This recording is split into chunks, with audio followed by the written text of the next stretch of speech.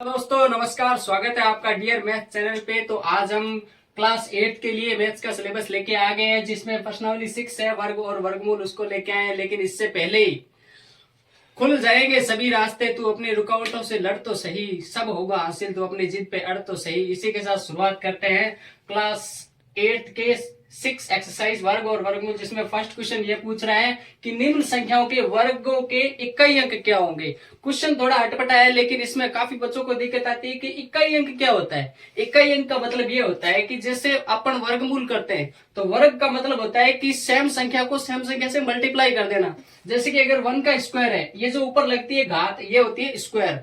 तो 1 का अगर स्क्वायर होगा वो होगा 1, यानी 1 को 1 से मल्टीप्लाई करेंगे 1 आएगा, 2 को 2 से मल्टीप्लाई करेंगे 4 आएगा, 3 को 3 से मल्टीप्लाई करेंगे 9 आएगा, 4 से 4 16, 5 का स्क्वायर 25, 6 का 36, 7 का 49, 8 का 64, 9 का 81, 10 का 100। इकाई अंक मतलब यहाँ पे देखो 1 का स्क्वायर मतलब 1 है। इसमें कोई भी, ये जो हमें 10 क्वेश्चन दे रखे हैं, जैसे ये 81 है तो 1 किस किस का आता है, या तो 1 के आ सकता है, और 9 का स्क्वायर देखो 81, यानी इसके स्टार्टिंग में मैथ्स में जो नियम चलता है वो राइट टू लेफ्ट चलता है, मतलब इस साइड से देखते हैं। ये जो 1 नंबर पे होता है इससे बोलते हैं अपन इकाई अंक, इकाई, और दूसरे पे होता है उसे बोलते हैं दाई। लेकिन हमें सिर्फ इकाई पूछा है, तो 8 ये 81 का क्या होगा इकाई अंक, या तो 1 हो सकता है या 9 हो सकता है। बस इसको इतना ही आंसर देना है। फर्स्ट आंसर का क्या होगा कि 1 और 9। जैसे सेकंड है तो इसके इकाई अंक क्या है 2 आया है। अब इनमें चेक करते हैं 2 किसका आया है, 2 किसी का नहीं है ना, मतलब ये कोई वर्ग है ही नहीं। 9 देखो 9 किस में आया है, या तो 3 का हो सकता है या 7 का हो सकता है। तो इसका आंसर क्या होगा, या तो 3 या 7। अब इसमें देखो 3 आया है इकाई अंक स्टार्टिंग में, तो इसमें देखो ये इकाई अंक किसी का नहीं आ रहा, मतलब ये वर्ग है ही नहीं। 4 देखो 4 या तो 2 का हो सकता है या 8 का हो सकता है। तो इसका आंसर क्या होगा 4 या 2 या क्या आ रहा है, पीछे 4 आ रहा है, तो 4 2 का आ रहा है ना, तो या तो 2 या 8, 2 2 जा 4 और 8 8 जा 64, मतलब 4 आ रहा है। 7 देखो 7 किसी में आ रहा है या नहीं आ रहा, मतलब ये वर्ग है ही नहीं। 8 देखो नहीं आ रहा, ये भी किसी का वर्ग नहीं है। अब वर्ग कैसे निकालता है वो भी मैं आपको चेक करके बताऊंगा, इसका नेक्स्ट क्वेश्चन आएगा। अब 0 देखो 0 10 में आ रहा है, तो या तो ये 10 का हो सकता है या 100 का हो सकता है या किसी और का हो सकता है। 6 देखो 6 किस में है, या तो 4 का हो सकता है या 6 का हो सकता है। तो इसका आंसर लिखेंगे या 4 या 6। ऐसे आप करके इसको आराम से चेक कर सकते हो, ठीक है ना।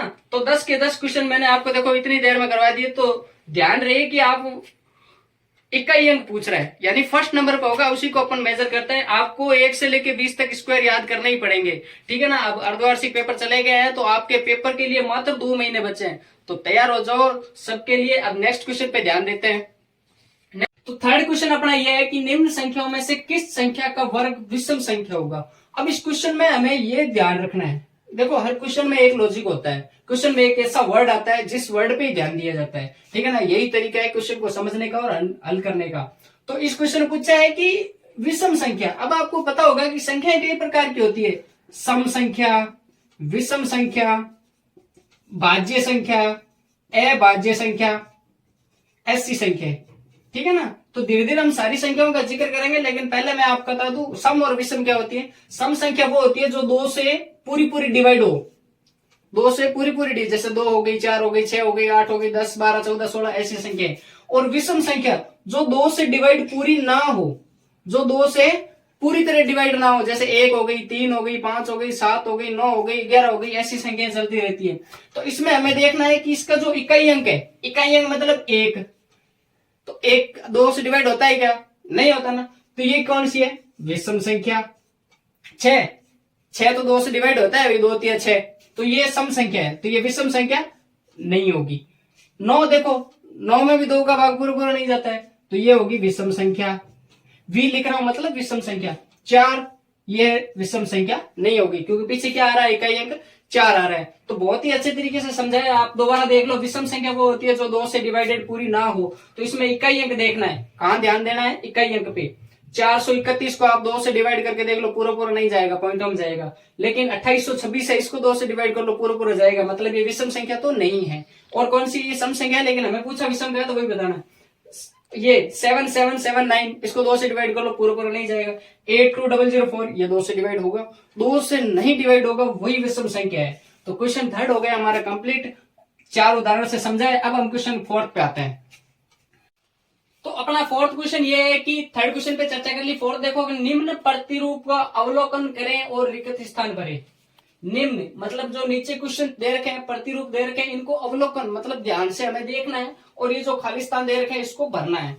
तो देखिए आप कि 11 का स्क्वायर 121, 11 का 11 से किया तो कितना आया 121, 101 का स्क्वायर 10 20 1, 100 का स्क्वायर 100 200 1। तो इसके दो तरीके हैं। पहला तरीका कि ये जो संख्या दे रखी है वापस इसी से मल्टीप्लाई कर दो, आंसर ऑटोमेटिक आ जाएगा। दूसरा तरीका ये जो इसने बता रखा है अवलोकन करना है कि 11 का तो डायरेक्ट 121 आ गया, ठीक है। 101 का देखो कि एक और एक, ये एक और ये एक, कितने हुए 2, तो एक इधर बीच में 2 रख दिया। 0 1 है ना, तो 1 0 इधर दे दो, 1 0 उधर दे दो। 100 है तो 100 में भी देखो कितना होता है, 1 और 1 2, तो 2 बीच में, एक इधर 2 0 1 के बाद और 2 0 2 के बाद। ये देखो इसमें 4 0 है तो 1 और 1 कितने होते हैं 2 होते हैं, तो 4 0 इधर हो जाएंगे और 4 0 ही इधर हो जाएंगे, आंसर हमारा ऑटोमेटिक आ जाएगा। अगर वो भी नहीं समझ आए तो इसी संख्या को वापस मल्टीप्लाई करके देख लेना, आपका आंसर आराम से आ जाएगा। तो इस क्वेश्चन का आंसर है वो आप कमेंट में बताओगे, तो जो भी बताएगा उसका नाम अनाउंस किया जाएगा वीडियो में। क्वेश्चन फिफ्थ आप बुक में देख लीजिएगा, सेम टू सेम है। फोर्थ और फिफ्थ क्वेश्चन एक जैसे हैं, तो मैंने टाइम वेस्ट नहीं किया है, फिफ्थ क्वेश्चन को बोर्ड पे नहीं करा रहा हूं क्योंकि वो सेम है। उसमें भी यही लिख रखा है सेम लाइन कि निम्न का अवलोकन करे और रिक्त स्थान भरे, बुक में डबल छापा हुआ है, उसको फिफ्थ क्वेश्चन दिया हुआ है, लेकिन है दोनों एक जैसी। सिक्स क्वेश्चन अपन करने जा रहे हैं, देखो इधर, इसको धीरे से देख लेना वापस वीडियो करके, क्वेश्चन बहुत अच्छा है। दो तरीके से स्क्वायर भी कर सकते हो और सेम टू सेम उतार भी सकते हो तरीके को। अब फिफ्थ क्वेश्चन करते हैं। तो क्वेश्चन सिक्स्थ पढ़िए ध्यान से, देखो जब तक क्वेश्चन पढ़ोगे नहीं ना तब तक समझ में नहीं आता। हम क्या करते हैं, टीचर करवा देते हैं, कॉपी में उतार लेते हैं, फिर घर पे भी नहीं देखते क्वेश्चन क्या था। तो क्वेश्चन को समझो कि दिए गए प्रतिरूप का उपयोग करें और लुप्त संख्या ज्ञात करें। कहने का मतलब है कि नीचे इसने तरीका बता रखा है, उस तरीकों को हमें ध्यान से देखना है और फॉलो करके आंसर निकालना है। तो देखो भाई क्या किया इसने, 1 का स्क्वायर प्लस 2 का स्क्वायर प्लस 2 का स्क्वायर और बराबर में इसने कर दिया 3 का स्क्वायर। तो हमें थोड़ा सा दिमाग लगाना है। अगर आपकी तरह मैं सोचता हूं कि 1 और 2 3, 3 और 2 5, 5 का स्क्वायर होता है 25, लेकिन यहाँ पे तो इसने 3 का स्क्वायर दे रखा है, मतलब तरीका गलत। अब मैं बताता हूं तरीका, वो देखो 1 का स्क्वायर कितना होता है 1, प्लस 2 का स्क्वायर कितना होता है 4, प्लस 2 का स्क्वायर कितना होता है 4, तीनों को ऐड किया 9 आया। 9 किसका स्क्वायर है 3 का स्क्वायर है, इसलिए क्या आया है 3 का स्क्वायर आया है। वही तरीका यहाँ पे अप्लाई करते हैं। 2 का स्क्वायर कितना होता है 4, 3 का स्क्वायर कितना होता है 9, 6 का स्क्वायर कितना होता है 36। तो देखो इसने कितना बताया 7 का स्क्वायर, कैसे होता है देखो 4 और 9 13, 13 प्लस 36, 3 और 6 9, 1 और 3 4, 49। 49 किसका स्क्वायर होता है 7 का। तो यहाँ पे हम ऐसे भी लिख सकते हैं 49 समझाने के लिए ये 9, लेकिन आपको आंसर आपकी परीक्षा यहाँ पे है, ये जो फिल इन द ब्लैंक्स दे रखे हैं यहाँ पे करना है। तो ये भी बता देता हूं, देखो 3 का स्क्वायर कितना होता है, थर्ड क्वेश्चन बता रहा हूं। 3 का स्क्वायर 9, 4 का स्क्वायर 16, 12 का स्क्वायर कितना होता है 144। ये देखो मेरे को याद है तो आपको भी याद करने पड़ेंगे, तभी ये क्वेश्चन हो पाएंगे, वरना हम नहीं कर पाएंगे। इन सबको जोड़ते हैं, 9 और 16 कितना हो गए 25 प्लस 144, 5 और 4 9, 2 और 4 6, 1 का 1 169। 169 होता है 13 का, तो यहाँ पे इसने दे रखा है 13 का, तो हम निकालते हैं 169।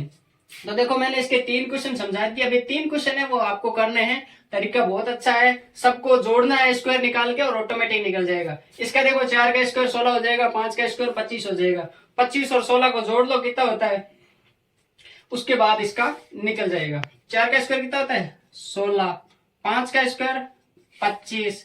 अब देखो कितना हो गया 25 और 16, 6 और 5 11, 1 और 2 3 और 1 4, 41। लेकिन हमें यहां से अब देखो 41 में हम यहाँ पे क्या जोड़ना है, यहाँ कंफ्यूज हो गई ना, तो पहले इसका निकाल लेते हैं। 21 का स्क्वायर कितना होता है 441।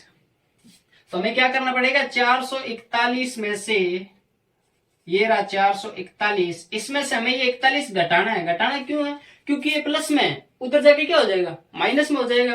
गणित का नियम तो हमने पढ़ा है। तो 441 में से 41 गए, क्या बच गया 400, और 400 होता है 20 का स्क्वायर।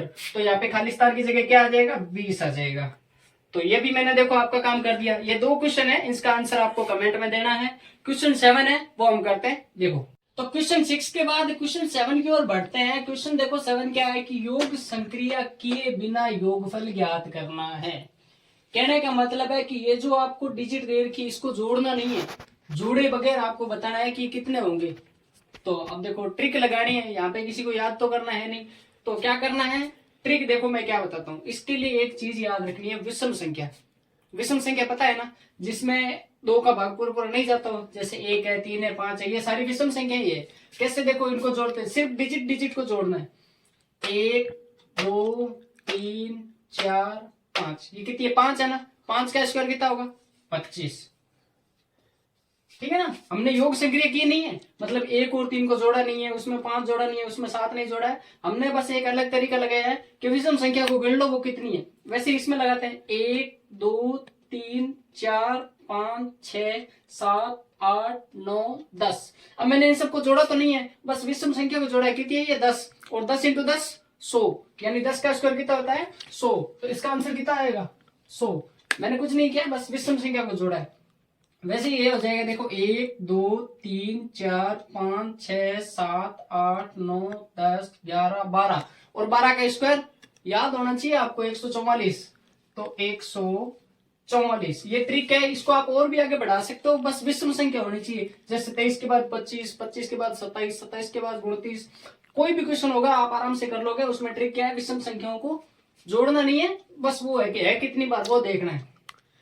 8वां क्वेश्चन देखो क्या है कि 49 यानी 49 को 7 विषम संख्याओं के योग के रूप में लिखना है। तो लिख देंगे भाई, देखो इधर वीडियो को जूम किया जाए, देख लेते हैं। 7 विषम संख्या होनी चाहिए, 7 होनी चाहिए। देखो 1 3 5 7 9 11, देखो हो गई क्या, 1 2 3 4 5 6, एक और लिख देते हैं 13, और ये आ जाएगा 49। रीचेक करके देखते हैं, 1 और 3 होता है 4, 4 और 5 9, 9 और 7 16, 16 और 9 25, 25 और 11 कितने होते हैं 36, 36 और 13 49। तो 8वें का फर्स्ट ये था, 49 को 7। वैसे ही 121 को करना है 11 विषम संख्याओं में, कर सकते हो आप। यानी यही इसी टेबल को 11 बार बढ़ानी है, यानी 13 के बाद 15 आएगा, 17 आएगा, 19 आएगा, 21 आएगा, वैसे बढ़ानी है 11 तक। यानी वो डिजिट कितनी होनी चाहिए 11 होनी चाहिए। तो इस क्वेश्चन का कमेंट में आपको आंसर देना है, सारे मैं करूंगा, फिर आप क्या करोगे। क्वेश्चन 9, निम्न संख्याओं के वर्ग के बीच में कितनी संख्या है। हाँ ये अच्छा क्वेश्चन है कि ये जो नीचे संख्या दे रखी इनके वर्ग के बीच में अगर मैं 12 का स्क्वायर करूं और 13 का स्क्वायर करूं तो इसके बीच में कितनी संख्याएं आनी चाहिए। तो इसका एक फॉर्मूला है। फॉर्मूला क्या है, देखो आंसर 9 कर रहे हैं ना अपना, ये लो 9, तो 12 और 13, तो इसका एक फॉर्मूला है 2n। n क्या है इसमें, 2 तो फॉर्मूले में रहेगा, n होता है जो पहली संख्या पूछ रहा है ना, इन दोनों में से जो पहली संख्या होगी वो n होगी, यानी 2 × 12। तो n की वैल्यू कितनी है 12, 13 क्यों नहीं ली, 12 ही लेनी है, ठीक है ना। तो 2 × 12 कितना आया 24। अब बुक में पीछे चेक कर लेना, आंसर 24 ही आ रहा है। वैसे ही 25 का करेंगे तो 2 × 25 50 आएगा। वैसे ही इसका करेंगे 99 और 100 का, तो 2 × 99 तो 198 आएगा। तो इसी प्रकार हमने प्रश्नावली 6.1, छठी प्रश्नावली थी वर्ग और वर्गमूल, इसकी 6.1 है वो हमने 9 क्वेश्चन तक कंप्लीट कर लिए। अब क्वेश्चन करेंगे 6.2 के। तो आज की इस वीडियो में 6.1 और